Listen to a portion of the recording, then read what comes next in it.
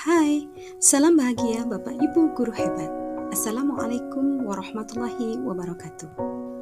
Nah, kali ini kita tiba di penghujung pembelajaran modul 1.1 tentang filosofi Ki Hajar Dewantara.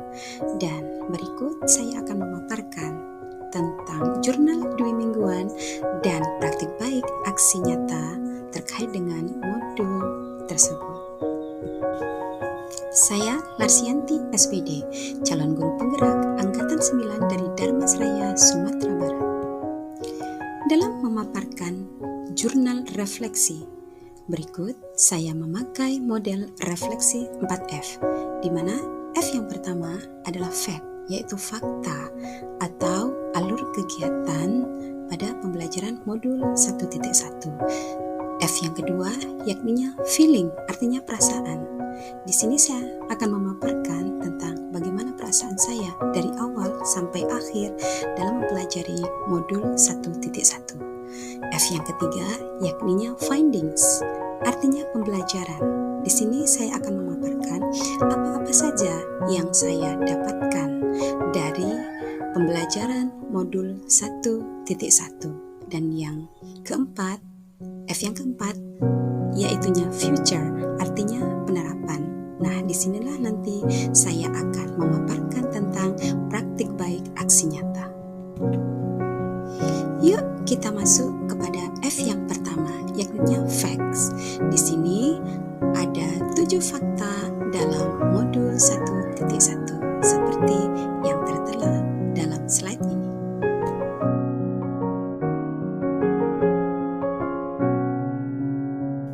Di sini saya memaparkan alur kegiatan dari pembukaan sampai akhir dari pembelajaran modul 1.1, yaitunya membuat rangkuman jurnal, refleksi, dan praktik baik aksi yang terrangkum dalam aksi nyata.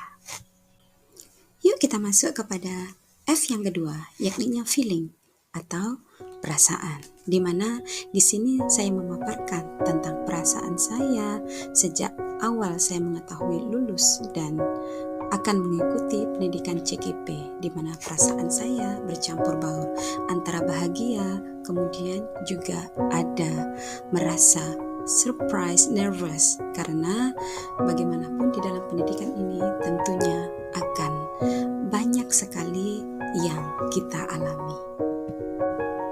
Seiring berjalannya waktu, rasa khawatir dan rasa takut saya dalam menghadapi pendidikan ini perlahan pun semakin bisa saya minimalisir, dan semua itu tentu tidak lepas dari bimbingan dari fasilitator, kemudian pengajar praktik saya, dan tentu saja dari motivasi oleh instruktur dan orang-orang yang mendukung saya dalam mengikuti pendidikan ini, sehingga dengan segala kelebihan dan kekurangan saya mampu mengikutinya dan mampu mengerjakan tugas yang diberikan. Kali ini saya akan masuk kepada F yang ketiga, yakninya finding atau pembelajaran. Saat mempelajari modul 1.1 tentang filosofi KHD pada eksplorasi konsep dan di ruang kolaborasi serta ruang diskusi yang dibimbing oleh fasilitator dan juga pengajar praktik serta penguatan materi yang diberikan oleh instruktur, banyak sekali pengetahuan tentang filosofi pendidikan yang merubah pemikiran saya tentang apa itu sejatinya pendidikan. Bersyukur saya mengikuti pendidikan CGP Angkatan 9 sekarang ini. Di sini saya belajar dan banyak memahami filosofi pemikiran pendidikan Ki Hajar Dewantara. Di antaranya tujuan pendidikan nasional, slogan program pendidikan, guru dalam mengajar menghamba kepada anak, dalam mengajar memperhatikan kodrat alam dan kodrat zaman, dan tentang pengajaran budi pekerti. Semua itu mengubah pola pikir saya sebagai seorang guru. Kedepannya harus seperti apa? Tentunya saya harus mengubah diri saya dan merefleksi apa yang menjadi pemikiran Ki Hajar Dewantara. Nah, tibalah saatnya kita masuk kepada F yang keempat, yakninya penerapan, di mana di sini saya akan memaparkan tentang praktik baik aksi nyata dari pemahaman saya terhadap pembelajaran modul 1.1, yakninya filosofi Ki Hajar Dewantara.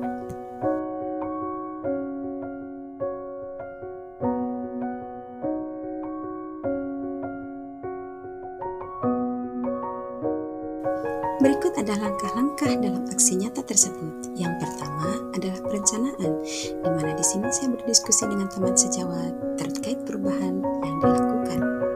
Selanjutnya, yang kedua yaitu menyiapkan perangkat pembelajaran.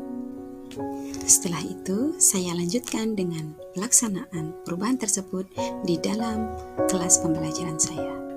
Berikut langkah-langkahnya, dimulai dengan doa. Dalam setiap memulai pembelajaran, tentu saja dimulai dengan doa, bukan? Selanjutnya, saya menyampaikan tujuan pembelajaran. Pada langkah inti pembelajaran, anak-anak atau siswa-siswa saya berkolaborasi mengerjakan tugas terkait materi yang dipelajari. Setelah mengerjakan tugas berkolaborasi di dalam kelompok, berpikir aktif dan kreatif, tiba saatnya anak-anak menyajikan hasil diskusi di kelompok mereka masing-masing. Selesai mereka menyajikan hasil kelompok masing-masing, kemudian direspon dan diberikan masukan atau kritik dari kelompok lain, tibalah saya memberikan penguatan tentang materi yang mereka diskusikan.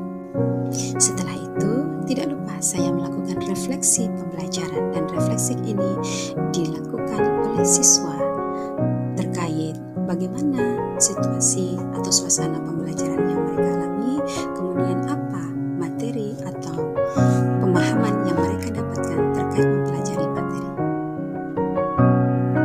Nah, tiba saatnya waktu yang ditunggu-tunggu. Waktu sudah habis dan materi pun sudah selesai. Akhirnya kami menutup pelajaran dengan doa.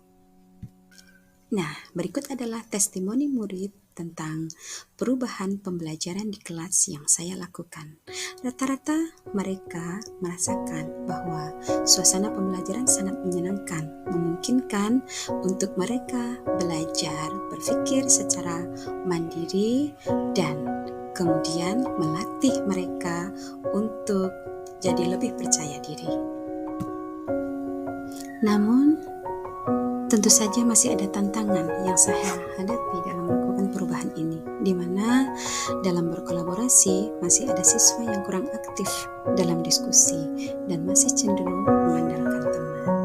Nah, saya sebagai seorang guru, saya selalu memberikan motivasi dan pengarahan agar kedepannya mereka lebih aktif dan percaya diri. Karena dalam berkolaborasi tentu ada penilaian terkait dengan keaktifan, tanggung jawab, kerjasama juga. Saya Larsianti. Salam bahagia, Bapak Ibu Guru Penggerak. Wassalamualaikum warahmatullahi wabarakatuh.